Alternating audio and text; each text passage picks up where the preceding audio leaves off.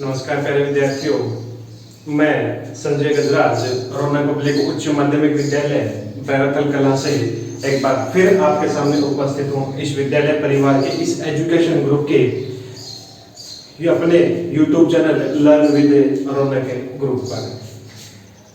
रौनक group एक ऐसा परिवार है जिसने शिक्षा के क्षेत्र में केवसर क्षेत्र नागौर जिले में बहुत प्रसिद्धि हासिल की है अपनी मेहनत के दम पर, अनुशासन के दम पर, और लगातार अच्छे से अच्छे परिणाम इस विद्यालय परिवार ने दिए हैं। इस बार माध्यमिक शिक्षा बोर्ड के कक्षा 12वीं के विज्ञान वर्ग के परिणाम में रौनक पब्लिक विद्यालय स्कूल ने एक बार फिर केवसर तहसील को, केवसर पंचायत समिति को टॉप किया है, जो कि पिछली बार भी रामनिवास ने 93.60% अंक प्राप्त करके किया था, और इस बार विद्यालय की छात्रा अमृता सोनी ने 92.80% अंक प्राप्त करके केवसर तहसील में एक बार फिर रौनक स्कूल की सफलता का झंडा लहराया है। तो इसी प्रकार के परिणामों से और आगे हम उम्मीद करते हैं देते रहेंगे, और इसके लिए आप लोग जो विद्यार्थी जो लोग हमसे जुड़े हुए हैं वो लगातार मेहनत करते रहेंगे, हमारे साथ इस YouTube चैनल पर जुड़े रहेंगे, घर बैठे स्टडी करते रहेंगे, तो आप भी इन विद्यार्थियों की तरह रामनिवास अमृता सोनी की तरह एक बार फिर सफलता का झंडा आप विद्यालय परिवार के नाम का लहराएंगे। तो सफलता की इसी कड़ी को आगे जारी रखने के प्रयास में हम YouTube channel learn with Raunak group पर पढ़ रहे हैं कक्षा 12 की फिजिक्स का सिलेबस, जिसमें हम 5वां पाठ पढ़ रहे हैं। पहले हम 4 पाठ कंप्लीट कर चुके हैं और 5वें पाठ के 3 भाग कर चुके हैं। आज हम पढ़ेंगे 5वें पाठ का 4था भाग, और उसकी शुरुआत करते हैं हम। सबसे पहले हेडिंग लिखिएगा प्रतिरोधता पूर्णांक। हेडिंग लिखिएगा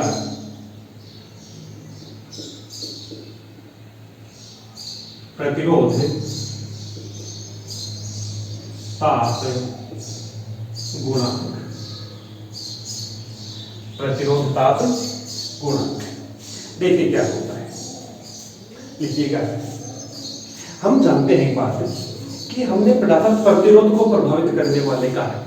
प्रतिरोध को प्रभावित करने वाले कारकों में हमने 4 कारक पढ़े थे। नंबर 1 लंबाई के समानुपाती, प्रतिरोध का मान लंबाई के समानुपाती होता है। नंबर 2 प्रतिरोध का मान अनुप्रस्थ काट क्षेत्रफल के व्युत्क्रमानुपाती होता है, और अब हम पढ़ रहे हैं। फिर हमने देखा था तीसरा ताप, और चौथा हमने पढ़ा था पदार्थ की प्रकृति। तो पहले 2 तो हमने पढ़ लिए था, तीसरा था ताप। अब यहाँ ताप के बारे में हम देखेंगे प्रतिरोध पर ताप का क्या प्रभाव पड़ता है। तो इसके लिए देखिएगा, उसके लिए हमने हेडिंग लिखी है प्रतिरोध ताप गुणांक। तो लिखिएगा माना किसी चालक तार का T0 डिग्री सेंटीग्रेड ताप पर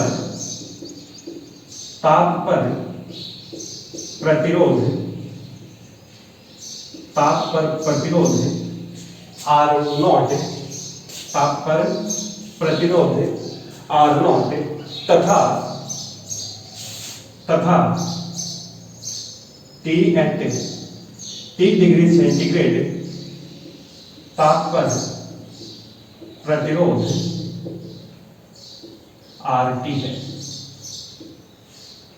ठीक है, मैंने मान लिया प्रारंभिक ताप T0 था, उस पर जो तार है उसका प्रतिरोध R0 है, और बाद में टेम्परेचर को बढ़ा करके मैंने T कर दिया, और इस स्थिति में तापमान, इस ताप पर जो तार का प्रतिरोध है वो कितना हो गया, RT हो जाता है। ठीक है, तो देखिए आगे लिखिएगा प्रतिरोध में यह अंतर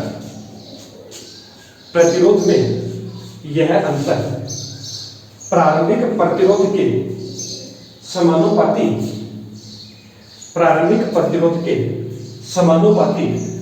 तथा ताप में अंतर के भी समानुपाती होता है। ताप में अंतर के भी समानुपाती होता है। देखिए क्या कहता है इस लाइन के जरिए हमने ये कहा था कि जो प्रतिरोध में अंतर आया है, अंतिम प्रतिरोध T0 RT था, प्रारंभिक प्रतिरोध R0 था। ये जो प्रतिरोध का अंतर है ये प्रारंभिक प्रतिरोध के समानुपाती RT minus R0 is proportional to समानुपाती है किसके, आर नॉट के। और साथ ही साथ ये जो प्रतिरोध में अंतर है ये समानुपाती है दोनों ताप के अंतर के, और ताप के अंतर को मैंने लिख दिया कितना, डेल्टा टी। तो ये इक्वेशन नंबर 1, ये इक्वेशन नंबर 2, ये दो रिजल्ट हैं जो हमें याद रखने हैं कि पर ताप बढ़ाने पर जो प्रतिरोध में अंतर हुआ है वो प्रारंभिक प्रतिरोध के भी समानुपाती होता है, और जितना ताप में हमने परिवर्तन किया है उसके भी समानुपाती होता है। तो RT माइनस आर नॉट प्रतिरोध का जो अंतर है वो प्रारंभिक प्रतिरोध के भी समानुपाती है और ताप में अंतर के भी समानुपाती है। तो समीकरण 1 व 2 से,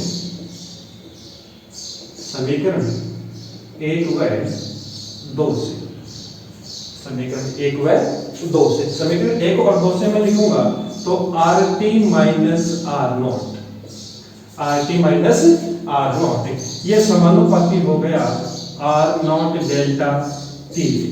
RT माइनस आर नॉट समानुपाती हो गया आर नॉट डेल्टा टी के। अब समानुपाती के चिन्ह को हटाएंगे और यहाँ पर एक नियतांक लगाएंगे। समानुपाती के चिन्ह को जब भी हटाया जाता है तो फिजिक्स में याद होता है एक नियतांक आता है। तो RT minus R naught is equal to alpha R naught delta T, alpha R naught delta T. यहां तक का नोट कीजिएगा और उसके आगे लिखिएगा यहां अल्फा एक नियतांक है, यहां अल्फा एक नियतांक है जिसे जिसे प्रतिरोध ताप गुणांक कहते हैं। अल्फा एक नियतांक है जिसे प्रतिरोध ताप गुणांक कहते हैं, जिसे प्रतिरोध ताप गुणांक कहते हैं। RT minus R naught is equal to alpha R naught delta T, ये हो गया प्रतिरोध ताप गुणांक।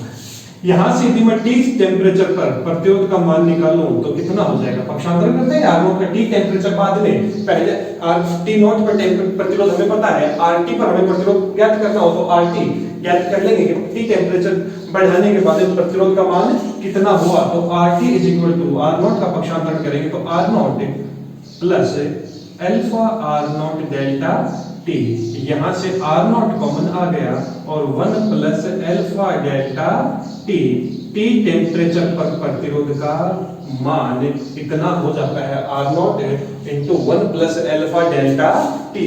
टी टेम्परेचर बाद में प्रतिरोध तार का कितना हो गया, जहां पर डेल्टा टी है ताप में अंतर, पहले टेम्परेचर कितना था बाद में टेम्परेचर कितना है, उन दोनों का अंतर। अल्फा है प्रतिरोध ताप गुणांक, आर नॉट है प्रारंभिक टेम्परेचर जो था उस पर प्रतिरोध का मान, और RT है अंतिम जो टेम्परेचर है उस पर प्रतिरोध का मान। इस पर न्यूमेरिकल बोर्ड परीक्षा पूछते हैं, डेरिवेशन परीक्षा में पूछ लिया जाता है।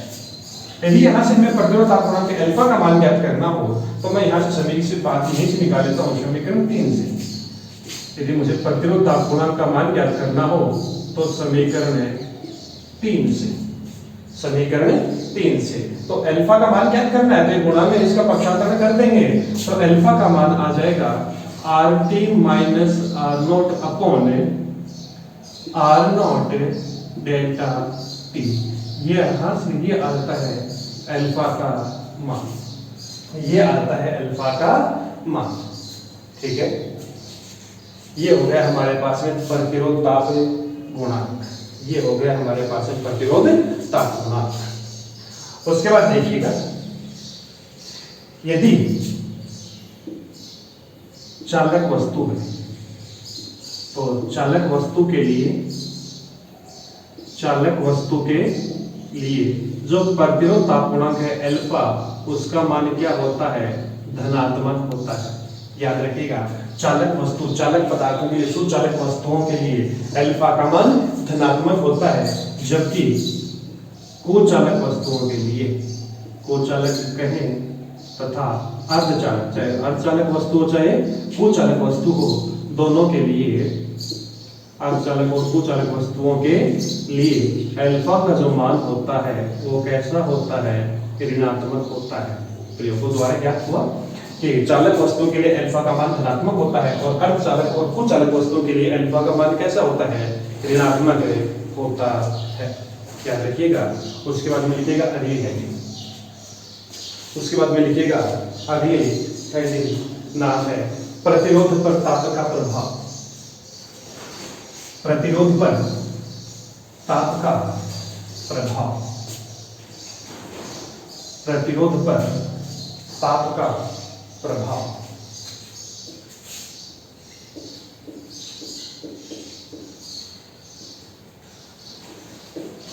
प्रतिरोध पर ताप का प्रभाव, प्रतिरोध पर ताप का प्रभाव। कि वस्तु का ताप बढ़ाएंगे तो उसके प्रतिरोध पर क्या प्रभाव पड़ेगा। तो ये लंबाई और अनुप्रस्थ काट क्षेत्रफल की तरह सीधा नहीं है, इसके लिए प्रत्येक वस्तु के लिए अलग अलग होता है। तो पहला लिखिएगा चालक वस्तु के लिए, पहला लिखिएगा चालक वस्तु के लिए, पहला लिखिएगा चालक वस्तु के लिए। तो लिखिएगा चालक वस्तु का ताप बढ़ाने पर, चालक वस्तु का ताप बढ़ाने पर उसके प्रतिरोध में भी, उसके प्रतिरोध में भी वृद्धि होती है, उसके प्रतिरोध में भी वृद्धि होती है। ताप बढ़ाने पर चालक वस्तु का यदि मैं टेम्परेचर बढ़ाऊंगा, जैसे सोना है, चांदी है, लोहा है, तांबा है, इनका यदि मैं टेम्परेचर बढ़ाऊंगा तो इनका प्रतिरोध भी बढ़ने जाता है। कारण सुनिएगा क्यों, देखिएगा लिखिएगा। क्योंकि हम जानते हैं प्रतिरोध का सूत्र हमने पढ़ा था ml upon n e square a tau, R is equal to ml upon n e square a tau. ये होता है चालक वस्तु के लिए प्रतिरोध का मान, किसी भी वस्तु के लिए प्रतिरोध का मान यही होता है। अब देखिएगा क्या करते हैं, यदि मैं टेम्परेचर बढ़ाता हूं, ताप में क्या करता हूं, वृद्धि करता हूं, तो जो ये मुक्त इलेक्ट्रॉन है किसी भी वस्तु को यदि मैं गर्म करता हूं, हमारे 11वीं क्लास की केमिस्ट्री में हमने एक सिद्धांत पढ़ा था, बहुत ही जबरदस्त थ्योरी है वैसे भी। यदि किसी वस्तु को गर्म किया जाता है तो उस वस्तु को जो ऊर्जा है उस वस्तु के अणुओं को, आयनों को, इलेक्ट्रॉनों को मिलती है। और जब किसी भी आयन, अणु, इलेक्ट्रॉन को ऊर्जा मिलती है तो उसकी गति बढ़ जाती है। तो उसी प्रकार यदि किसी चालक वस्तु को मैं गर्म करता हूं तो वो जो गर्म करने पर जो ऊर्जा है वो चालक वस्तु के मुक्त इलेक्ट्रॉनों को मिलेगी। अब चालक वस्तु के मुक्त इलेक्ट्रॉनों को यदि ऊर्जा मिलेगी तो उनकी गति, उनकी जो स्पीड है वो क्या हो जाएगी, बढ़ जाएगी। और स्पीड बढ़ जाएगी तो जो टक्करों के मध्य लगने वाला समय है वो क्या हो जाएगा, कम हो जाएगा। स्पीड बढ़ेगी, पहले टक्कर धीरे धीरे तो टक्कर लंबे समय में होती, अब जल्दी जल्दी आएंगे, टक्कर क्या होगी, फटाफट होगी। टक्कर यदि जल्दी होगी तो जो टॉ है, श्रांति काल है, उसका मान क्या हो जाएगा, कम हो जाएगा। टेम्परेचर बढ़ाएंगे, गैस मुक्त इलेक्ट्रॉनों की जो यादृच्छिक गति है वो बढ़ जाएगी, जिसके कारण श्रांति काल का मान क्या हो जाएगा, कम हो जाएगा। और हमें सूत्र में दिख रहा है R जो है वो व्यतिक्रम अनुपाती, मतलब श्रांति काल कम होगा तो प्रतिरोध का मान क्या हो जाएगा, बढ़ जाएगा। श्रांति काल का मान क्या हो जाएगा, बढ़ जाएगा। तो नीचे कारण लिखिएगा चालक वस्तु का ताप बढ़ाने पर, चालक वस्तु का ताप बढ़ाने पर, चालक वस्तु का ताप बढ़ाने पर उसमें उपस्थित मुक्त इलेक्ट्रॉनों की, उसमें उपस्थित मुक्त इलेक्ट्रॉनों की यादृच्छिक गति बढ़ जाती है, उसमें उपस्थित मुक्त इलेक्ट्रॉनों की यादृच्छिक गति बढ़ जाती है, जिससे उनके श्रांति काल का मान कम हो जाता है, उनके श्रांति काल का मान कम हो जाता है। परिणाम स्वरूप चालक वस्तु के प्रतिरोध का मान भी बढ़ जाता है। परिणाम स्वरूप चालक वस्तु के प्रतिरोध का मान बढ़ जाता है। ठीक है, ये हो गया चालक वस्तु के लिए प्रतिरोध पर ताप का प्रभाव। नंबर 2 लिखिएगा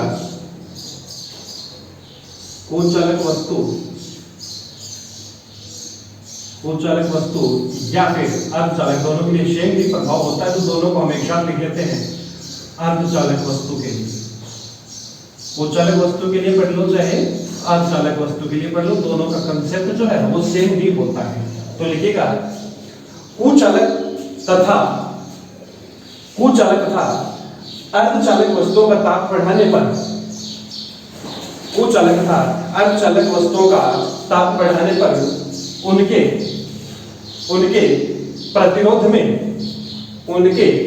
प्रतिरोध में कमी आती है। उनके प्रतिरोध में कमी आती है। ध्यान रखना, चालकों का ताप बढ़ाएगा तो प्रतिरोध बढ़ जाता था। ताप में वृद्धि की थी तो उनके प्रतिरोध में क्या हो गई थी? वृद्धि हो गई थी। लेकिन कुचालक वस्तु या अर्धचालक वस्तु के लिए यदि टेम्परेचर को बढ़ाया जाता है तो प्रतिरोध के मान में क्या होती है? कमी होती है। टेम्परेचर को बढ़ाते हैं तो प्रतिरोध के मान में क्या होती है? कमी होती है। कारण सुनिएगा क्या होता है इसके पीछे कारण। हम जानते हैं कि चालक वस्तु या कुचालक वस्तु वो होती है जिसमें जो इलेक्ट्रॉन होते हैं वो मुक्त ना होकर के बंधों से बंधे हुए रहते हैं। बंधित इलेक्ट्रॉन होते हैं, मुक्त इलेक्ट्रॉन नहीं होते। क्योंकि यदि मुक्त इलेक्ट्रॉन होते तो वस्तु चालक नहीं क्या होती? कुचालक नहीं क्या होती? चालक होती। लेकिन कुचालक वस्तुओं में और अर्धचालक वस्तुओं में मुक्त इलेक्ट्रॉनों की कमी पाई जाती है, वो बंधित इलेक्ट्रॉन होते हैं। तो जब किसी कुचालक वस्तु को या अर्धचालक वस्तु को हम ताप बढ़ाते हैं, उसको एनर्जी देते हैं, तो वो जो इलेक्ट्रॉन है जो बंधों से बंधे हुए वो क्या करेंगे?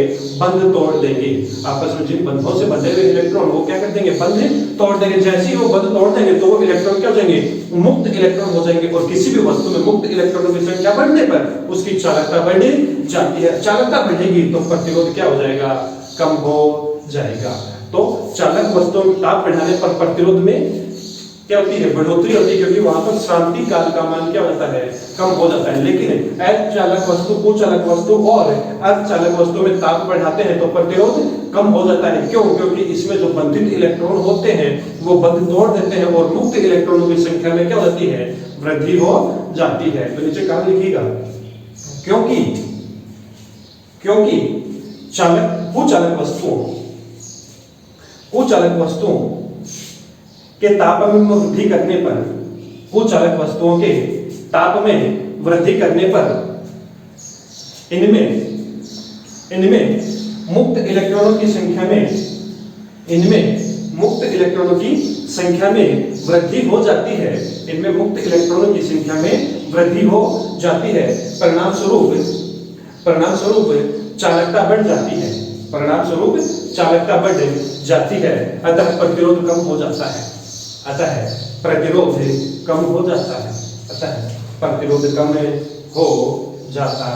है।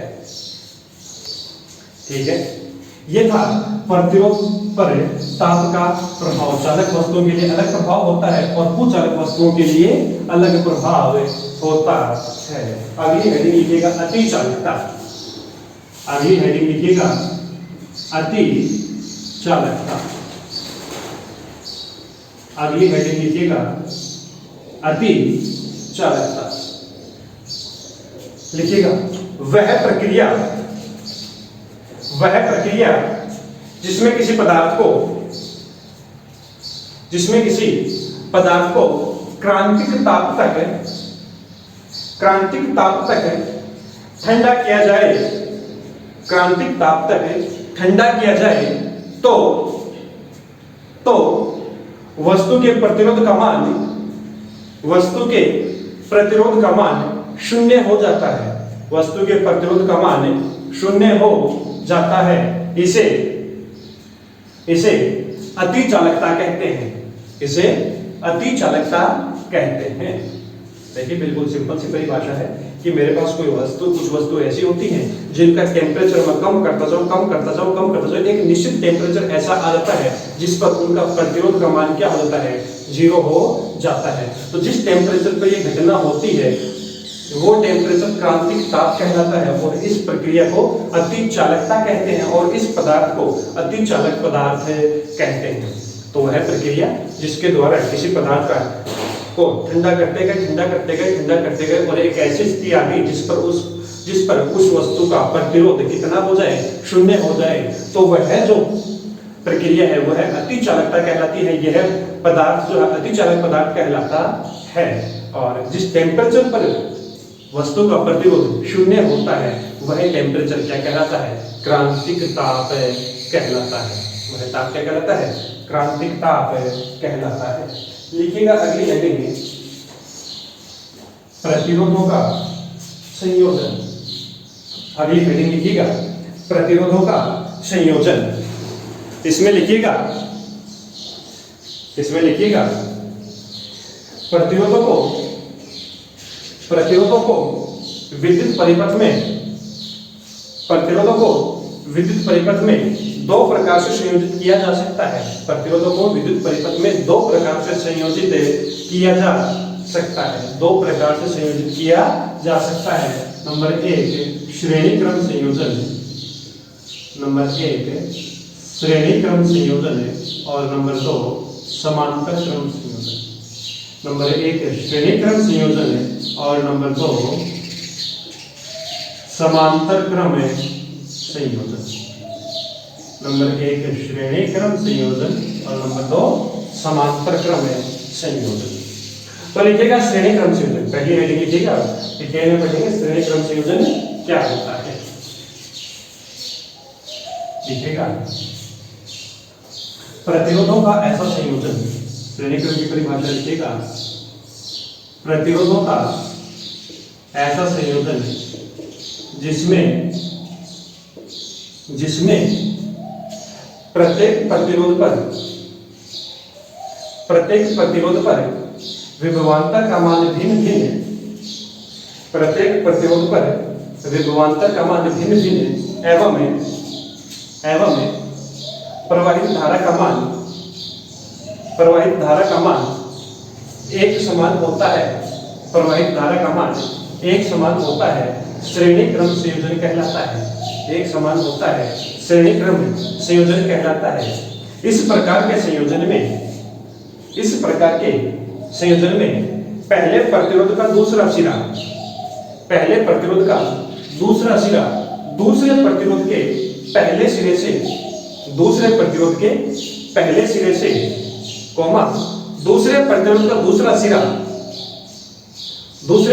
का दूसरा सिरा तीसरे प्रतिरोध के पहले सिरे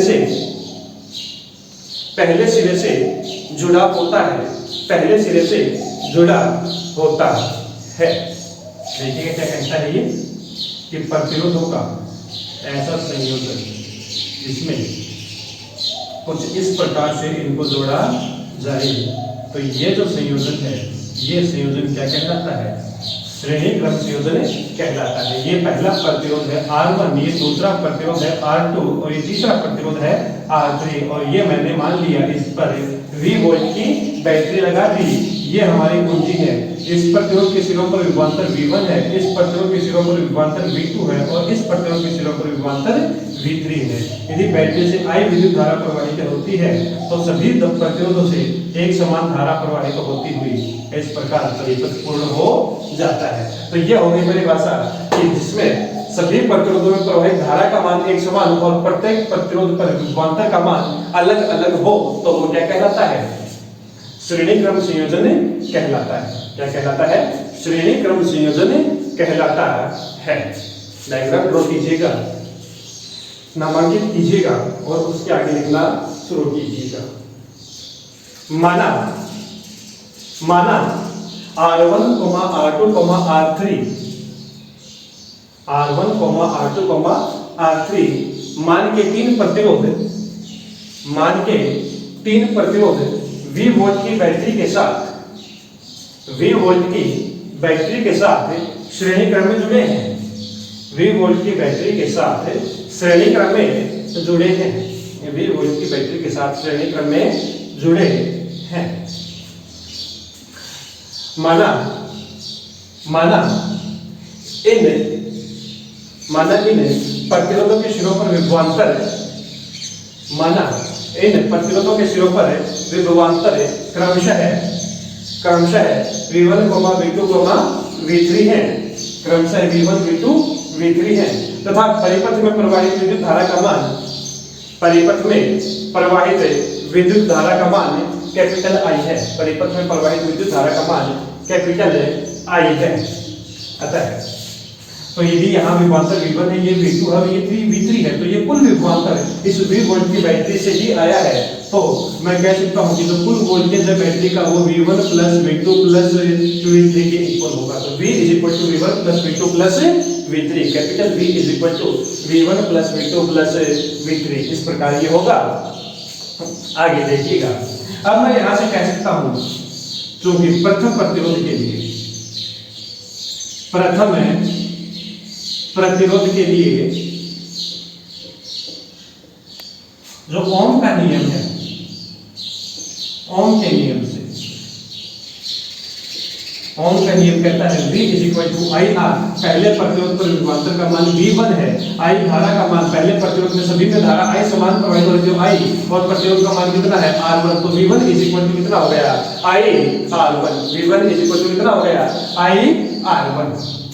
इसी प्रकार दूसरे प्रतिरोध के लिए, इसी प्रकार V2 = IR2, V2 = कितना IR2, और V3 = IR3, V3 = कितना हो गया IR3। यदि इस परिपथ का, यदि इस परिपथ का तुल्य प्रतिरोध, यदि इस परिपथ का तुल्य प्रतिरोध RS हो, तो तुल्य प्रतिरोध मैंने कितना मान लिया RS मान लिया, मतलब इन तीनों को यहां से मैंने हटा दिया और ये डायग्राम कुछ विद्युत परिपथ कुछ इस प्रकार का बन गया। इस बार ये जो तुल्य प्रतिरोध है ये RS है, धारा अभी भी I है, V वोल्ट की बैटरी लगी हुई है, तो यदि अब मैं इस परिपथ के लिए ओम का नियम लगाऊं तो V = I × R, और V = I की जगह I और R तुल्य प्रतिरोध कितना है RS, तो V = IRS। इसलिए समीकरण 1 से, समीकरण 1 में मैंने लिखा है V = V1 + V2 + V3, तो V का मान मैंने लिख लिया, V1 का मान भी लिख लिया, V2 का मान भी लिख लिया और V3 का मान भी लिख लिया, तो V = V1 + V2 + V3 सभी के मान मैं लिख देता हूं, तो I × RS = I × R1 + I × R2 + I × R3। यदि यहां से मैं I को RS ऐसा कैसा, और इन तीनों पदों में से I को मैं ले लूं तो R1 + R2 + R3, I से I कैंसिल होगा और यहां से बच जाएगा तुल्य प्रतिरोध जो RS है वो R1 + R2 + R3। इस प्रकार श्रेणी क्रम संयोजन में तुल्य प्रतिरोध RS = होता है R1 + R2 + R3। ये हो गया श्रेणी क्रम संयोजन के तुल्य प्रतिरोध का सूत्र, कि श्रेणी क्रम संयोजन में जितने भी प्रतिरोध जुड़े होते हैं उन सबको यदि सीधा बीजगणितीय रूप में जोड़ दिया जाए तो जो मान आएगा वही उसका तुल्य प्रतिरोध कहलाएगा, वही उसका तुल्य प्रतिरोध कहलाएगा। RS = R1 + R2 + R3। इसका मतलब ये हुआ कि श्रेणी क्रम संयोजन में जो तुल्य प्रतिरोध का मान आएगा वो सभी प्रतिरोधों से ज्यादा आएगा, क्योंकि तीनों को हम जोड़ रहे हैं, जोड़ने पर मान क्या होता है बढ़ जाता है, तो तुल्य प्रतिरोध का मान श्रेणी क्रम में जितने प्रतिरोध जुड़े हुए उन सबसे ज्यादा आता है। तो यह था श्रेणी क्रम संयोजन का सूत्र। अगला लिखिएगा समांतर क्रम संयोजन, अगली हेडिंग लिखिएगा समांतर क्रम संयोजन, अगली हेडिंग लिखिएगा समांतर क्रम संयोजन। अगली हेडिंग क्या है समांतर क्रम संयोजन। तो लिखिएगा इसमें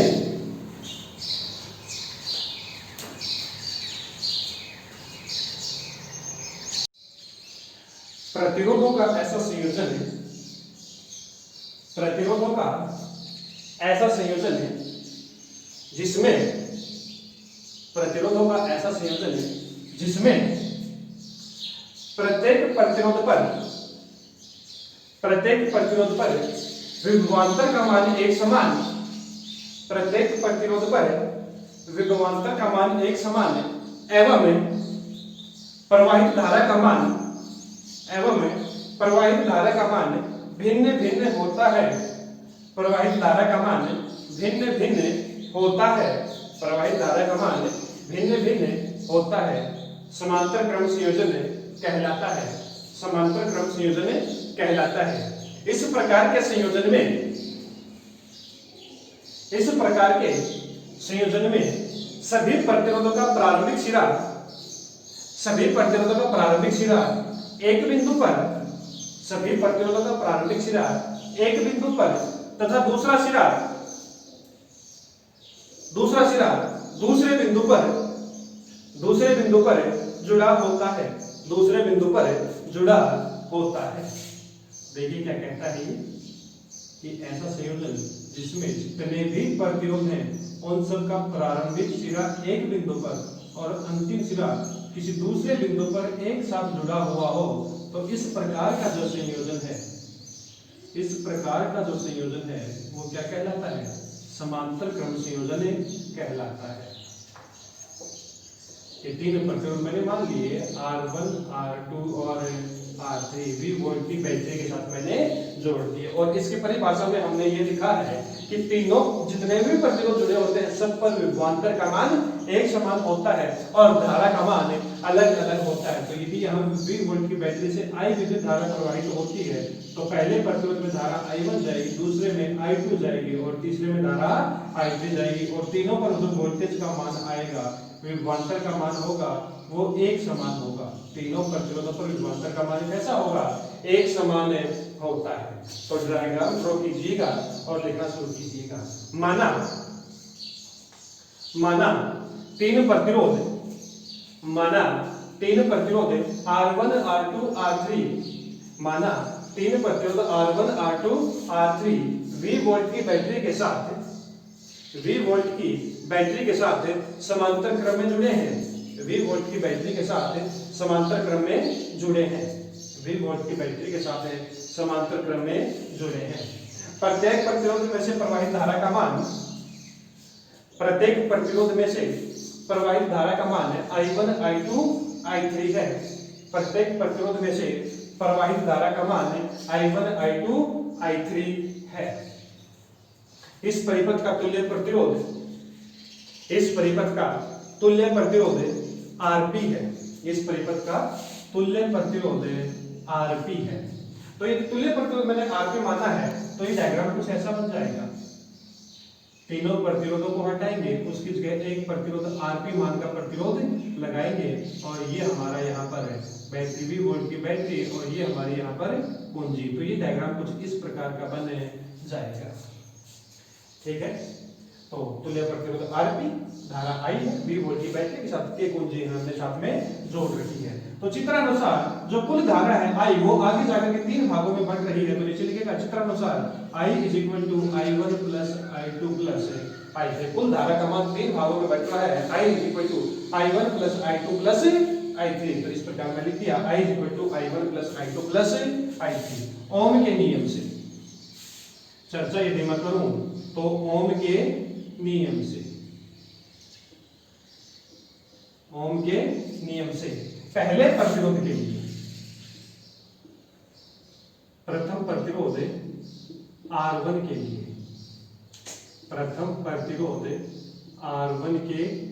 लिए तो R1 = ओम का नियम कहता है V1 = I1 R। V1 की जगह V, क्योंकि कुल वोल्टेज V है, सभी पर विभवांतर का मान बराबर है, तो V = I1 R1, क्योंकि पहले प्रतिरोध में धारा I1 है, प्रतिरोध का मान R1 है, तो V = I R1, और यहां से I1 का मान आ गया मेरे पास में V/R1। I1 का मान आ गया V/R1। इसी प्रकार दूसरे प्रतिरोध और तीसरे प्रतिरोध के लिए भी मैं लिखता हूं, तो I2 = हो जाएगा V/R2 और I3 = हो जाएगा V/R3। I1 = V/R1, I2 = V/R2 और I3 =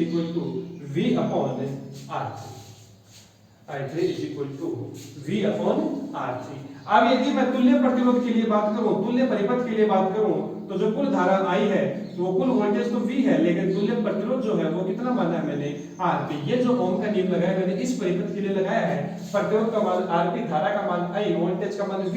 तो ओम का नियम कहता है V = I × R। यहाँ से I = हो गया V/R, और तुल्य प्रतिरोध का मान कितना है? R नहीं है, कितना माना है? Rp माना है। तो मैंने यहाँ से I का मान लिख लिया, I1 का मान ज्ञात कर लिया, I2 का ज्ञात कर लिया और I3 का ज्ञात कर लिया। ये दिए सभी मान को समीकरण 1 में लिख दूं तो हम लिखेंगे समीकरण 1 से समीकरण एक से। समीकरण एक में I, I1, I2 और I3 के मान मैं लिख दूं तो ये हो जाएगा V upon RP is equal to V upon R1 plus V upon R2 plus V upon R3। Left hand side ऐसा का ऐसा रहेगा, ये हो जाएगा V upon RP is equal to, right hand side में तीन पद है, तीनों पदों से V कॉमन आ रहा है तो मैंने V कॉमन ले लिया और ये रह गया 1 upon R1 plus 1 upon R2 plus 1 upon R3।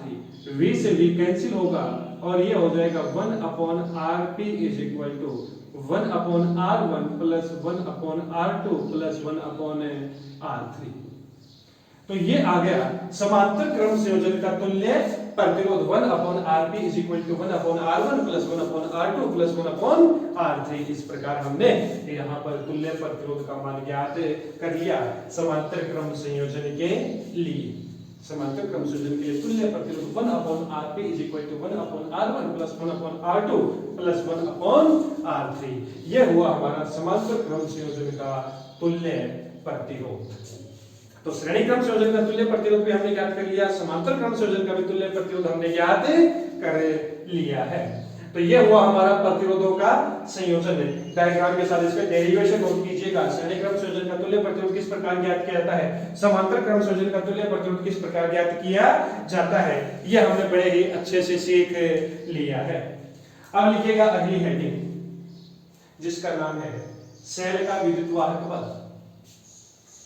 अब हम बिल्कुल प्रतिरोधों से हट करके बैटरी सेल पर जा रहे हैं कि बैटरी के बारे में अब हमारे पास में सिलेबस में एक छोटा सा भाग है, बैटरी क्या है, सेल क्या है, उसके क्या संयोजन होते हैं, उसकी कुछ महत्वपूर्ण परिभाषाएं क्या होती हैं, उनके बारे में हम यहाँ पर अब पढ़ना शुरू करते हैं। तो हेडिंग लिखिएगा सेल का विद्युत वाहक बल। सेल का विद्युत वाहक बल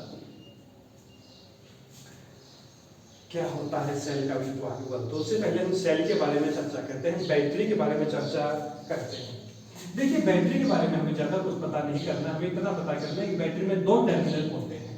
बैटरी में दो टर्मिनल होते हैं, एक पॉजिटिव टर्मिनल होता है और एक नेगेटिव टर्मिनल होता है।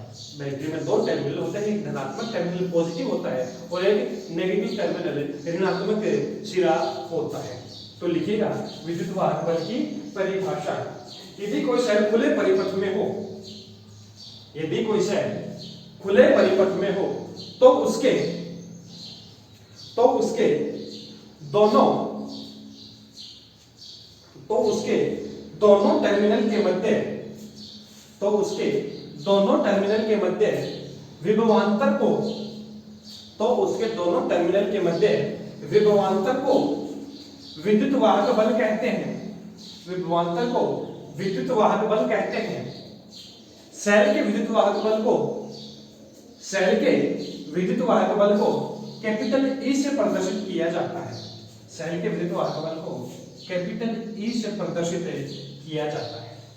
तो क्या कहता है विद्युत वाहक बल, जब सेल खुले परिपथ में हो, खुले परिपथ का मतलब है जब सर्किट ऑफ हो। ध्यान रखना हिंदी अंग्रेजी में ऑफ का मतलब होता है, अंग्रेजी में ऑफ बोलेंगे इसका मतलब वो सर्किट कैसा है, खुला है, और सर्किट यदि हम ऑन करेंगे इसका मतलब हम कहेंगे सर्किट कैसा है, बंद है। विद्युत परिपथ कैसा है, बंद है। बिल्कुल थोड़ा उल्टा लगता है कि हम कहें विद्युत परिपथ बंद है, इसका मतलब हमें ये नहीं समझना कि ऑफ है, वो क्या है, ऑन है। तो जब बैटरी ऑफ है मतलब उससे बैटरी से कोई काम नहीं लिया जा रहा, सर्किट ऑफ खुला है, तो वो जो उस समय जो पॉजिटिव और नेगेटिव टर्मिनल के बीच में जो वोल्टेज होगा वो उसका क्या कहलाएगा, विद्युत वाहक बल कहलाएगा। अगली हेडिंग लिखिएगा सेल की टर्मिनल वोल्टता। सेल की टर्मिनल वोल्टता, सेल की टर्मिनल वोल्टता लिखिएगा। इसमें जब सेल बंद परिपथ में हो, जब सेल बंद परिपथ में हो तो उसके टर्मिनल के मध्य विभवांतर, तो उसके टर्मिनल के मध्य विभवांतर को, तो उसके टर्मिनल के मध्य विभवांतर को सेल की टर्मिनल वोल्टता कहते हैं। सेल की टर्मिनल वोल्टता कहते हैं। इसे कैपिटल V से प्रदर्शित किया जाता है, इसे कैपिटल V से प्रदर्शित किया जाता है। तो विद्युत वाहक बल और टर्मिनल वोल्टा में अंतर क्या है? देखिए, दोनों ही विद्युत वाहक बल और चाहे टर्मिनल वोल्टा चाहे कोई सही हो, दोनों ही सेल के जो दो टर्मिनल है, एक पॉजिटिव टर्मिनल और एक नेगेटिव टर्मिनल, दोनों के बीच में वोल्टेज है।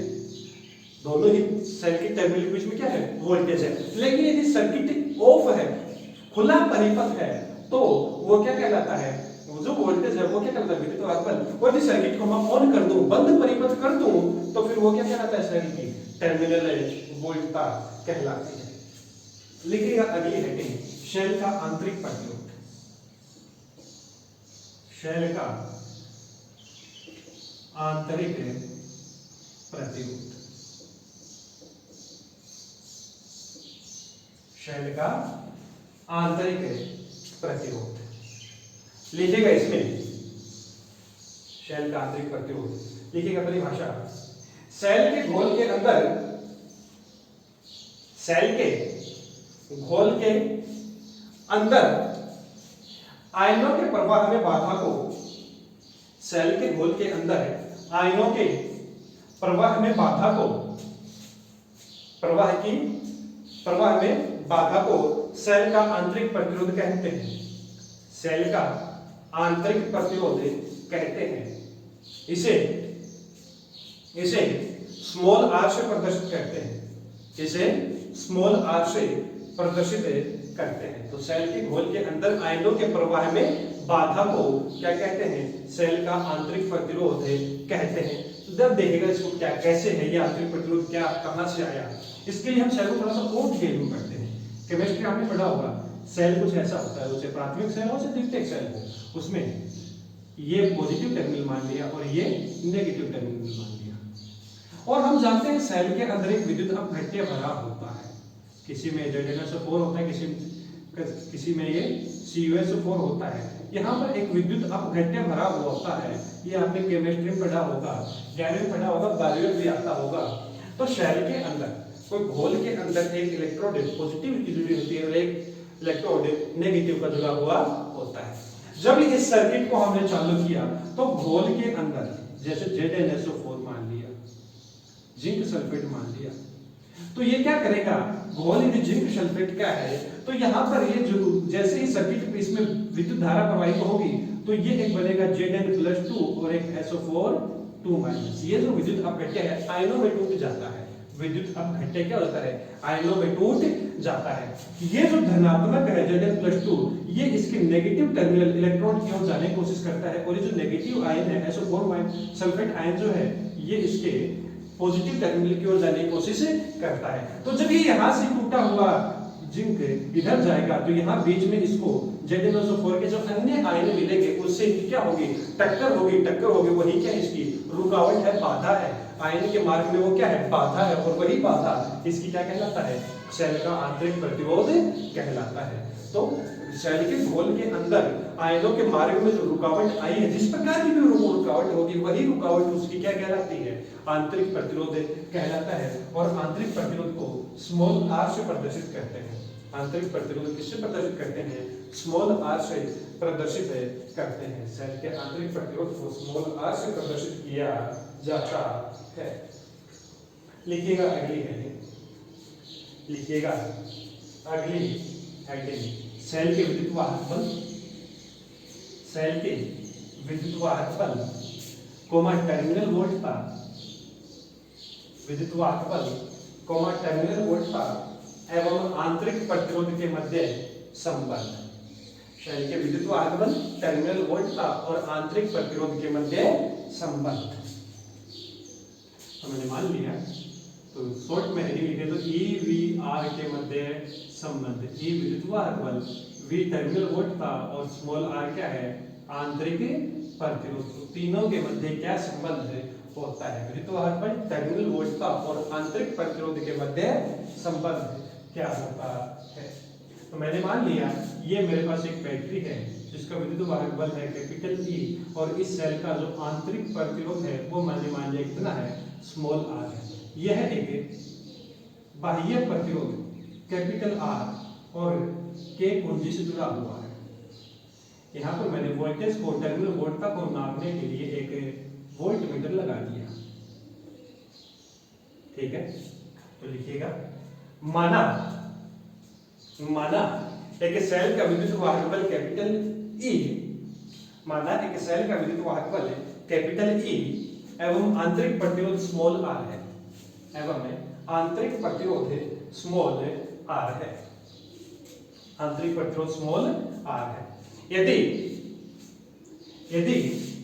परिपथ में प्रवाहित विद्युत धारा, यदि परिपथ में प्रवाहित विद्युत धारा कैपिटल आई हो तो, यदि परिपथ में प्रवाहित विद्युत धारा कैपिटल आई हो तो capital I is equal to कितना होता है? ओम के नियम कहता है I is equal to V upon R. V होता है बैटरी का वोल्टेज अपॉन आर होता है कुल प्रतिरोध। तो यहाँ पर वोल्टेज कितना है? ई है, और कुल प्रतिरोध एक प्रतिरोध, ये प्रतिरोध कैपिटल आर जुड़ा हुआ है और एक ये प्रतिरोध स्मॉल आर है, तो कुल प्रतिरोध होगा capital R plus small r. तो ये तो कुछ नहीं है, ओम का नियम ही है, I is equal to V upon R. V किसके इस बार विद्युत वाहक बल है ई है, और आर तुल्य प्रतिरोध आर प्लस आर, तो I is equal to E upon R plus R. यहां से मैंने इसको ये लिख दिया। यदि यहां से मैं इसको अजर गुणा करता हूं तो capital A is equal to हो जाएगा I R plus I into R, I R plus I into R. अब ओम के नियम से, ओम के नियम से V इज इक्वल टू होता है I इंटू आर। इस प्रतिरोध के सिरों पर विभवांतर, यानी यहाँ धारा I है तो इसके कितनी धारा जाएगी? I धारा जाएगी, तो V इज इक्वल टू क्या होता है? I R। इसलिए E इज इक्वल टू कितना हो गया? E is equal to I R किसके बराबर है? वोल्टेज टर्मिनल वोल्टेज V के बराबर है प्लस I इंटू आर। तो यहाँ से ये संबंध आ गया, टर्मिनल वोल्टेज विद्युत वाहक बल और आंतरिक प्रतिरोध के मध्य संबंध। Capital V is equal to E minus I R, capital V is equal to E minus I R. ये होता है विद्युत वाहक बल, टर्मिनल वोल्टेज और आंतरिक प्रतिरोध के मध्य संबंध। इसके बारे में थोड़ी सी चर्चा और भी करेंगे, उससे पहले हमें यहाँ पर एक बार आंतरिक प्रतिरोध स्मॉल r का मान ज्ञात कर लेते हैं। तो स्मॉल r का मान ज्ञात करने के लिए पक्षांतर कर देता हूं मैं, तो ये I into R is equal to हो गया E minus V. I R का पक्षांतर इधर कर दिया और इसका पक्षांतर इधर कर दिया, तो I R is equal to E minus V. आंतरिक प्रतिरोध यदि स्मॉल r का मान ज्ञात करना है तो small r is equal to E minus V upon I, E minus V upon I. अब चूंकि ओम के नियम से I इज इक्वल टू कितना है? V upon R। यहाँ से I is equal to V upon R, इसलिए small r is equal to क्या हो गया? E minus V upon I की जगह V अपॉन R। ये यहाँ से इसको शनि रूप में लिखेंगे तो E minus V upon V into R, E minus V upon V into R। ये हो गया हमारे पास में तीनों के मध्य संबंध। यह संबंध भी होता है, यह आंतरिक प्रतिरोध सूत्र भी होता है, और एक संबंध ये भी होता है V is equal to E minus I R. अब यहाँ थोड़ी विशेष ध्यान देने वाली बात यह है कि ये जो संबंध होता है, ये संबंध तब होता है जब बैटरी डिस्चार्ज हो रही है। तीनों के मध्य संबंध ये होता है जब जो हमारा शेल है उससे विद्युत ऊर्जा ली जा रही है, मतलब वो कैसा हो रहा है? डिस्चार्ज हो रहा है। यदि मुझे सेल को, हमारे पास प्राइमरी सेल, द्वितीयक सेल होते हैं, सेकेंडरी सेल होते हैं। सेकेंडरी सेल वो होते हैं जिसको हम पुनः काम में लेते हैं, पुनः चार्ज कर सकते हैं। तो यदि मैं किसी सेल को चार्जिंग करता हूँ, पुनः चार्ज करता हूँ, तो ये जो संबंध है ये होता है V is equal to E plus I R. बहुत इंपॉर्टेंट बात है, याद रखिएगा। ये संबंध तब होता है जब सेल डिस्चार्ज हो रहा हो, और ये संबंध तब होता है जब सेल क्या हो रहा हो? चार्ज हो रहा हो। ये तब है जब सेल डिस्चार्ज हो, V is equal to E minus I R, और यदि सेल चार्ज होगा तो V इज इक्वल टू क्या होगा? E plus I are. विद्युत वाहक बल, टर्मिनल वोल्टेज और आंतरिक प्रतिरोध के मध्य संबंध। डिस्चार्जिंग के समय ये होता है और चार्जिंग के समय ऐसा होता है। लिखिएगा अगली हेडिंग में शैलों का संयोजन। लिखिएगा अगली हेडिंग में जिसका नाम है शैलों का संयोजन। शैलों का संयोजन लिखिएगा अगली हेडिंग, शैलों का संयोजन। शैलों का संयोजन तो लिखिएगा इसके अंदर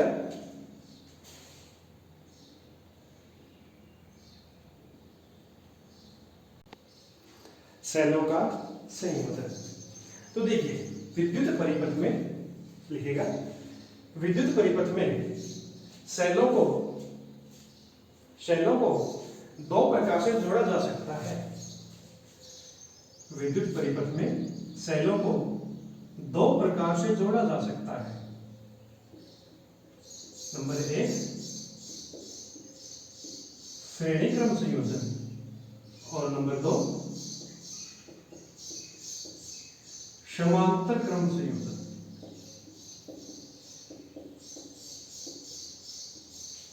नंबर 1 है श्रेणी क्रम संयोजन और नंबर 2 है समांतर क्रम संयोजन। लिखिएगा पहला श्रेणी क्रम संयोजन,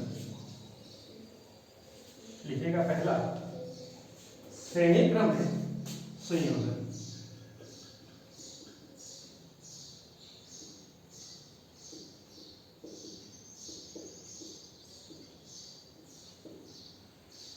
लिखिएगा इसकी परिभाषा, शैलों का ऐसा संयोजन,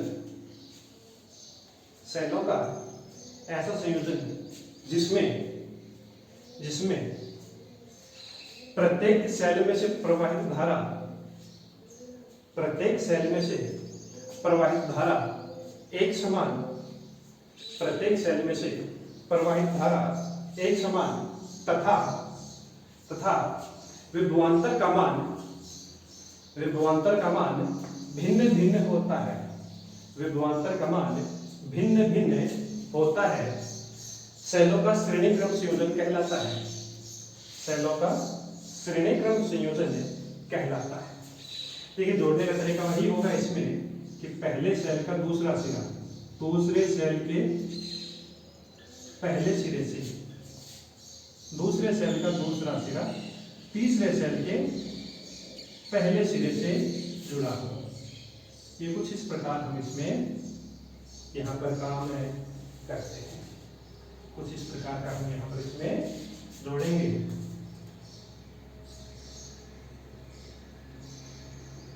तो ये मान लिया मैंने पहला सेल E1 है, इसका आंतरिक प्रतिरोध R1 है। दूसरा सेल E2 है, इसका आंतरिक प्रतिरोध R2 है। ये तीसरा सेल E3 है, इसका आंतरिक प्रतिरोध R3 है। और यहाँ पर परिपथ में I विद्युत धारा प्रवाहित हो रही है। इस परिपथ में बाह्य प्रतिरोध कैपिटल R भी जोड़ दिया है। और यदि मैं इसको तुल्य विद्युत वाहक बल, श्रेणी क्रम संयोजन में सभी सेलों का तुल्य विद्युत वाहक बल और तुल्य आंतरिक प्रतिरोध में ज्ञात करूं, तो मैंने मान लिया कि जो तुल्य विद्युत वाहक बल आया है और जो तुल्य आंतरिक प्रतिरोध आया है वो कुछ ये है। तुल्य आंतरिक प्रतिरोध R इक्विवेलेंट है और तुल्य विद्युत वाहक बल E इक्विवेलेंट है और ये बाह्य प्रतिरोध कैपिटल R है। डायग्राम ड्रॉ कीजिएगा। ये प्रारंभिक स्थिति में है और जब तुल्य विद्युत वाहक बल और तुल्य आंतरिक प्रतिरोध मान लेता हूं तो ये सर्किट कुछ इस प्रकार का बनने जाता है। तो लिखिएगा, माना E1, E2, E3, E1, E2, E3 विद्युत वाहक बल के तीन सेल, E1, E2, E3 विद्युत वाहक बल के तीन सेल, E1, E2, E3 विद्युत वाहक बल के तीन सेल बाह्य प्रतिरोध कैपिटल R के साथ, बाह्य प्रतिरोध कैपिटल R के साथ श्रेणी क्रम में जोड़े गए हैं। श्रेणी क्रम में जोड़े गए हैं।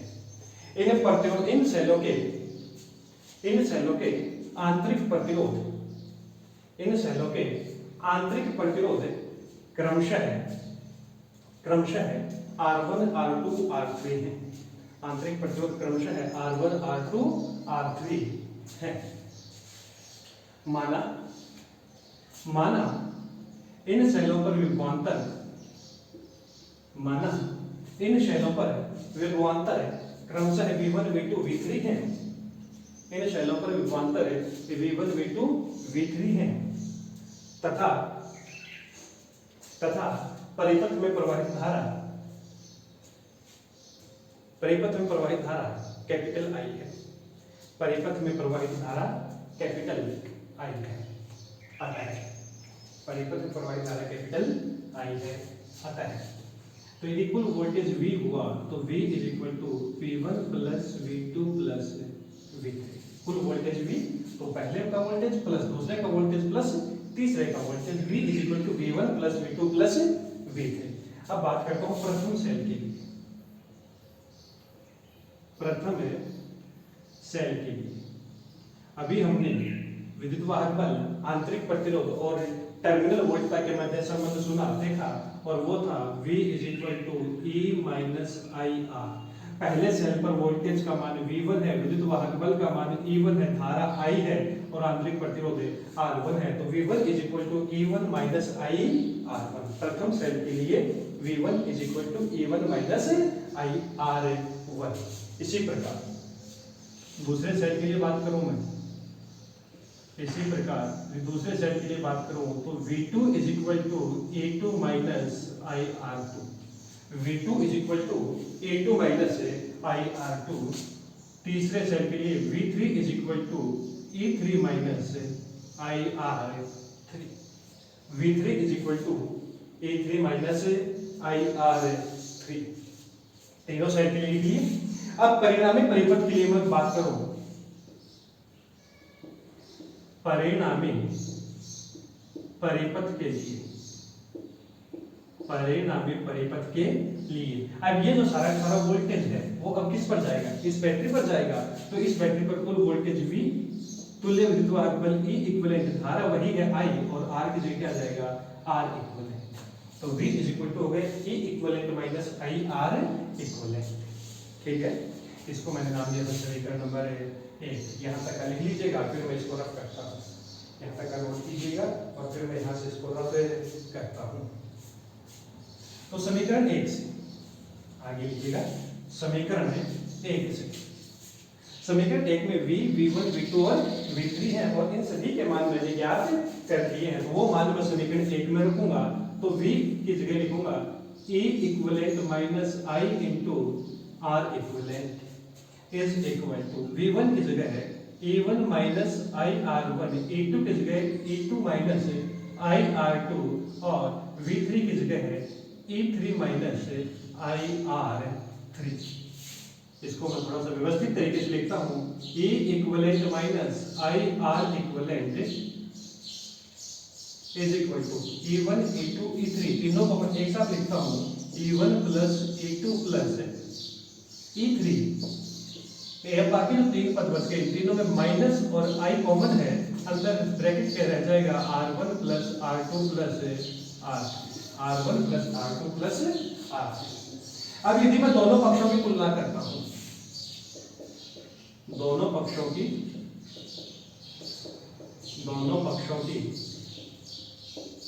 तुलना करने पर, दोनों पक्षों की तुलना करने पर, तो यहाँ पर E इक्विवेलेंट जो है परिणामी विद्युत वाहक बल श्रेणी क्रम में हो जाएगा E1 plus E2 plus E3, minus की जगह माइनस है, I की जगह I है, तो R इक्विवेलेंट परिणामी आंतरिक प्रतिरोध हो जाएगा R1 plus R2 plus R3। तो ये हो गया श्रेणी क्रम संयोजन में तुल्य विद्युत वाहक बल का सूत्र और तुल्य आंतरिक प्रतिरोध का सूत्र।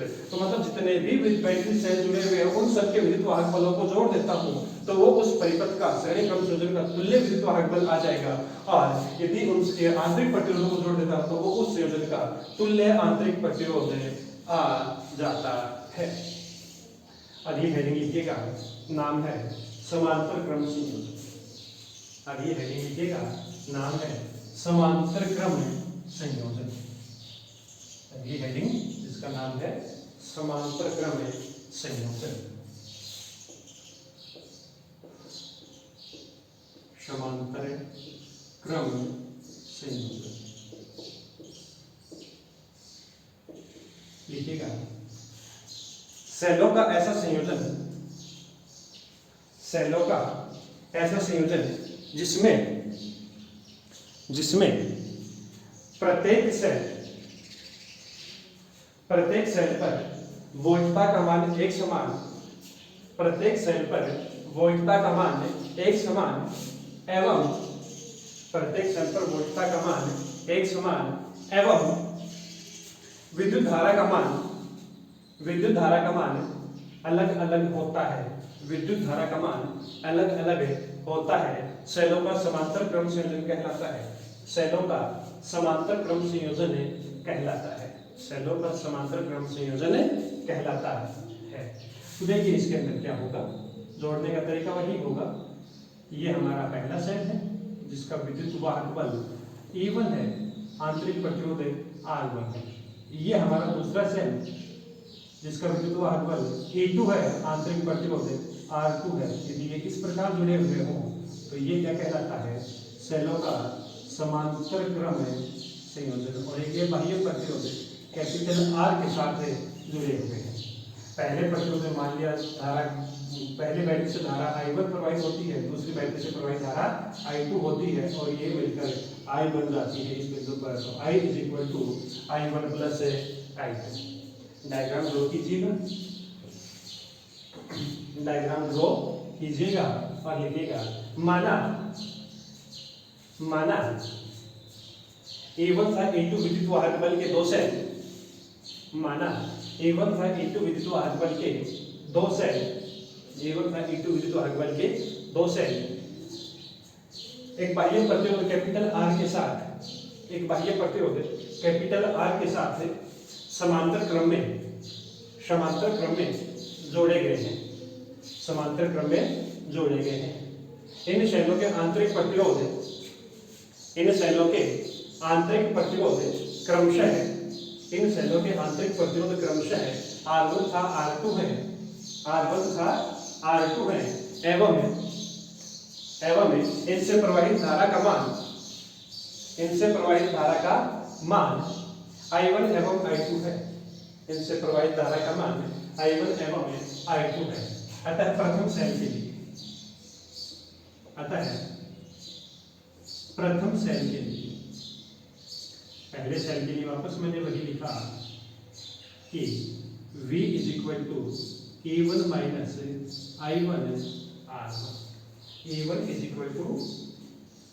V = A1 minus IR1। यदि यहाँ से मैं IR1 का मान लिखूंगा तो ये आ जाएगा A1 माइनस V, और यहाँ से धारा I1 का मान आ जाएगा A1 minus V upon R1। I1 का मान आ गया A1 minus V upon R1। द्वितीय सेल के लिए, द्वितीय सेल के लिए बात करूं मैं दूसरे सेल की, तो दूसरे सेल के लिए भी वही, तो कुल वोल्टेज तो सभी समांतर क्रम में जुड़े हैं तो वोल्टेज का मान तो समान होगा, लेकिन V = हो जाएगा A2 माइनस I2 R2। यहाँ से I2 का मान ज्ञात करो तो I2 R2 = A2 minus V, और I2 हो गया A2 minus V upon R2, A2 minus V upon R2। ये हमारे पास में आ गया इसका मान, धारा I2 का मान। यदि इस संयोजन का तुल्य विद्युत वाहक बल, यदि इस संयोजन का तुल्य विद्युत वाहक बल EP, तुल्य विद्युत वाहक बल EP एवं तुल्य आंतरिक प्रतिरोध RP हो, तो यदि इस संयोजन का तुल्य विद्युत वाहक बल EP एवं तुल्य आंतरिक प्रतिरोध RP हो, तो ये जो हमारा सर्किट डायग्राम है ये कैसा बन जाएगा, ये कुछ इस प्रकार का बन जाएगा। बनेगा कि नहीं बनेगा? तुल्य विद्युत वाहक बल सभी को हटाकर कितना EP, तुल्य आंतरिक प्रतिरोध सभी आंतरिक प्रतिरोधों को हटाकर कितना बना दिया RP। इस बार परिपथ में कुल धारा कितनी होगी, I होगी, और ये हो जाएगा R। बोलो होगा कि नहीं होगा? होगा, बिल्कुल होगा, और बहुत ही अच्छे से होगा। तो यहां से क्या हुआ, तो ये हो गया हमारे पास में I = I1 प्लस I2। कुल धारा पहले और दूसरी धाराओं के योग के बराबर होगी, तो I = हो गया I1 प्लस I2, I = हो गया I1 प्लस I2। यहाँ तक नोट कीजिएगा, तो उसके बाद हम आगे लिखना शुरू करते हैं।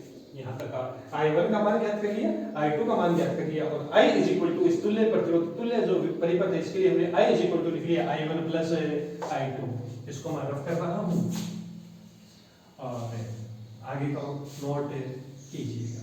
I is equal to I1 plus I2। इसमें हम I1 का मान लिखेंगे और I2 का मान भी लिखेंगे। तो क्या होगा, I is equal to I1 का मान था E1 minus V upon R1 plus I2 का मान E2 minus V upon R2। I1 का मान लिख दिया और I2 का मान भी मैंने लिख दिया और मैंने इसको कुछ ऐसा किया, I is equal to E1 upon R1 minus V upon R1 plus E2 upon R2 minus V upon R2। I is equal to E1, कुछ नहीं किया, जो हर की संख्या थी सभी के अलग अलग मैंने लिख दिया।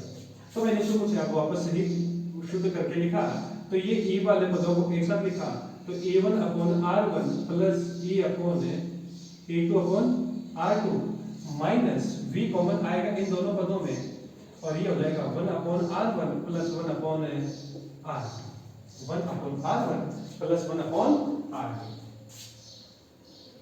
I is equal to E1 upon R1, इन दोनों का यदि एलसीएम ले लेता हूं मैं, तो इन दोनों का जो एलसीएम आएगा वो आएगा R1 R2, तो E1 R2 plus E2 R1 minus V। इनका यदि मैं एलसीएम लूंगा तो वो भी आएगा R1 R2 और ये हो जाएगा R2 प्लस R1। बोलो होगा कि नहीं होगा? बिल्कुल होगा। यहां से मैंने पक्षांतरण करके वोल्टेज V का मान निकाला, तो इस पद को इधर लाएंगे, इस पद को इधर ले जाएंगे, तो V R1 plus R2 upon R1 R2 is equal to E1 R2 plus E2 R1 upon R1 R2 और माइनस I। पक्षांतरण कर दिया V को, V का मुझे वोल्टेज का मान ज्ञात करना। अब यहाँ के V के साथ में ये है, तो मैंने क्या किया, R1 R2 upon R1 plus R2 से संपूर्ण समीकरण को गुणा करने पर, ये जो ऊपर समीकरण है मेरे पास, इसको मैंने R1 R2 upon R1 plus R2 से गुणा कर दिया। अब इससे गुणा करूंगा तो ये आपस में कैंसिल हो जाएगा, बिल्कुल होगा। तो देखिए एक बार गुणा करके थोड़ा सा डिटेल में लिख देते हैं ताकि अच्छे से समझ में आ जाएगा। V into R1 plus R2 upon R1 R2, इसको मल्टीप्लाई करना है किससे, R1 R2 upon R1 plus R2 से, तो मल्टीप्लाई करेंगे R1 R2 upon R1 plus R2 से, इट इज इक्वल टू, इधर जो मल्टीप्लाई करेंगे तो दोनों पदों को अलग अलग कर देते हैं, इसको भी गुणा कर देते हैं और इसको भी गुणा कर देते हैं, तो ये हो जाएगा E1 R2 plus E2 R1 upon R1 R2, गुणा करना है किससे, R1 R2 upon R1 plus R2 से, गुणा कर देते हैं R1 R2 upon R1 plus R2 से, माइनस I और इस पद से भी गुणा करना है, इस पद से भी गुणा करेंगे तो ये आ जाएगा R1 R2 upon R1 plus R2। थोड़ा सा मैथमेटिक्स कैलकुलेशन ज्यादा है, बट ध्यान से समझिए, बड़ा आसान है। I का मान याद किया, यहाँ से V का मान याद कर लिया, V का मान याद करने के लिए इसको हटाना था, तो इससे मैंने संपूर्ण समीकरण को गुणा कर दिया। तो ये देखिएगा R1 R2 R1 plus R2 R1 plus R2 से कैंसिल, इस पद में R1 R2 आपस में कैंसिल आउट हो जाएंगे, तो इधर बच जाएगा V is equal to E1 R2 plus E2 R1 upon, ये शेष रह गया है हर में, तो R1 plus R2 minus I R1 R2 upon R1 plus R2। होगा कि नहीं होगा? अब ये है E V, तो यदि मैं तुल्य परिपथ के लिए लिखूंगा तो ये होगा EP minus I R P, तुल्य जो परिपथ हमने बनाया था उसके लिए EP minus I R P is equal to E1 R2 plus E2 R1 upon R1 plus R2 minus I R1 R2 upon R1 plus R2। दोनों पक्षों की तुलना करने पर यहाँ हमारे पास में आ गया तुल्य विद्युतवाहक बल का सूत्र। दोनों पक्षों की तुलना करने पर, माइनस की जगह माइनस है, I की जगह I है, तो EP मतलब तुल्य विद्युतवाहक बल का मान किसके बराबर होगा, E1 R2 plus E2 R1 upon R1 plus R2, और जो तुल्य आंतरिक प्रतिरोध है RP वो होगा R1 R2 upon R1 plus R2। तो इस प्रकार हमने समांतर क्रम संयोजन के लिए तुल्य विद्युतवाहक बल और तुल्य आंतरिक प्रतिरोध का मान ज्ञात कर लिया। थोड़ा सा कैलकुलेशन लेंथी है, थोड़ा सा मैथमेटिक्स जो क्रिया है वो ज्यादा है, बाकी बहुत ही आसान है। ये यहाँ से ये किया, पक्षांतर अलग अलग किया, v कॉमन ले लिया, एलसीएम लिया, पक्षांतर किया, गुणा कर दिया और हमारे पास में तुल्य विद्युतवाहक बल और तुल्य आंतरिक प्रतिरोध का मान ज्ञात हो जाता है। ठीक है, लिखिएगा अगली हेडिंग जिसका नाम है विद्युत ऊर्जा, जिसका नाम है विद्युत ऊर्जा। इस पाठ के समापन की ओर हम बढ़ रहे हैं। बहुत दो छोटी छोटी हेडिंग बची हैं, उसके बाद ये हमारा पाठ कंप्लीट हो जाता है। लिखिएगा अगली हेडिंग है विद्युत ऊर्जा।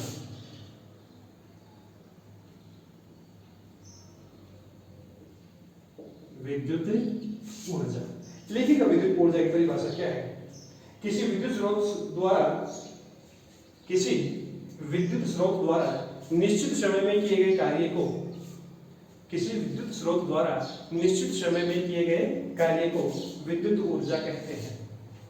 विद्युत ऊर्जा कहते हैं। ठीक है, आगे लिखिएगा। यदि किसी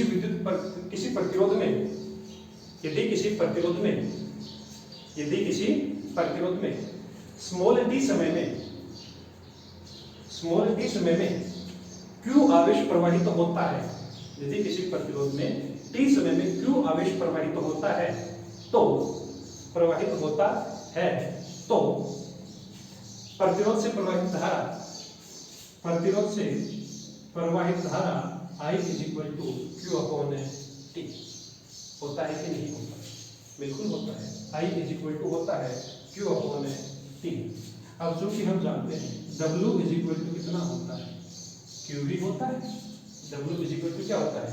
QV होता है। इसलिए W Q का यदि यहाँ से मैं मान निकालूं तो Q कितना हो जाएगा? IT। तो ये हो गया IT × V। I2 × V ओम के नियम से। ओम के नियम कहता है V = IR, इसलिए W = IT × IR। तो ये W हो गया I²RT। ये W हो गया I²RT। यही है किया गया कार्य, और यह जो किया गया कार्य है ये तार से हमें ऊष्मा के रूप में प्राप्त होता है, और इस ऊष्मा को ही जूल का तापन नियम कहते हैं। जूल का तापन नियम कि किसी विद्युत R प्रतिरोध में से I धारा प्रवाहित करने पर उत्पन्न ऊष्मा H बराबर होता है I²RT, और इसे कहते हैं जूल का तापन नियम। जूल का तापन नियम। ऊष्मा का मात्रा क्या होता है? जूल होता है। ऊष्मा का मात्रा क्या होता है? जूल होता है। और एक यूनिट, इसके बाद में हम एक छोटी सी हेडिंग पढ़ते हैं। यूनिट का मतलब होता है 1 किलोवाट घंटा, और 1 किलोवाट का मतलब 1000 वाट, घंटे का मतलब 3600 सेकंड। तो ये 3.6 × 10⁶ जूल एक यूनिट में इतनी ऊर्जा होती है। एक यूनिट में कितनी ऊर्जा होती है? 3.6 × 10⁶ जूल। आई कैसे? एक यूनिट का मतलब होता है 1 किलोवाट घंटा। किलो मतलब 10⁻3, वाट का वाट, घंटे का मतलब 3600 सेकंड। तो ये बन गया 3.6 × 10⁶ जूल। उसके बाद में विद्युत यूनिट का एक सूत्र होता है जो हमारे घरों में घरेलू बिजली आती है, उसकी विद्युत यूनिट कैसे निकालते हैं? तो यहाँ पर इसका सूत्र होता है शक्ति वाट में इंटू समय घंटों में अपॉन 1000। ये होता है विद्युत यूनिट का सूत्र। इस प्रकार हम किसी भी विद्युत उपकरण द्वारा खर्च की जाने वाली ऊर्जा का मान ज्ञात कर सकते हैं। विद्युत यूनिट = शक्ति। वो जो विद्युत उपकरण है उसकी हमारी शक्ति कितनी है वाट में, इंटू उसको कितने घंटे यूज में लिया गया है, वो समय लिखेंगे यहाँ पर घंटों में, और उसके अंदर 1000 का भाग दे देते हैं। वो हमारे पास में आती है क्या? विद्युत यूनिट है। और इस चैप्टर की लास्ट हेडिंग लिखिएगा विद्युत शक्ति। कार्य करने की जो दर है उसे क्या कहते हैं? शक्ति कहते हैं। शक्ति का सूत्र लिखिएगा, परिभाषा लिखिएगा। कार्य करने की दर को शक्ति कहते हैं। कार्य करने की दर को शक्ति कहते हैं। P is equal to W upon T। अभी हमने W का सूत्र लिखा था I स्क्वायर RT, इसलिए P is equal to I square RT upon T। T से T कैंसिल होगा, P is equal to I square R। ये सूत्र हमारे पास शक्ति का होता है। इसको हम चाहे तो अलग अलग रूपों में बदल सकते हैं ओम के नियम से। ओम के नियम से I इज इक्वल टू होता है V अपॉन R। ओम के नियम से I is equal to V upon R, इसलिए P is equal to I का मान V square upon R square. I का V अपॉन R है तो I स्क्वायर कितना हो जाएगा, V square upon R square into में R। I square into R, एक R से एक R कैंसिल, तो P इज इक्वल टू हो गया V स्क्वायर अपॉन R। ये दूसरा सूत्र हो जाता है। तो इस प्रकार हमारा ये जो 500 पार्ट है ये कंप्लीट होता है। हमारे चैनल से लगातार जुड़े रहने के लिए हमारे चैनल को लाइक करें, शेयर करें और सब्सक्राइब जरूर करें और बेल आइकन को दबाना ना भूलें, ताकि आप इस कोरोना महामारी के समय में हमारे इस चैनल से जुड़कर इस चैनल के ज़्यादा से ज़्यादा फायदा लाभ उठा सकें। धन्यवाद।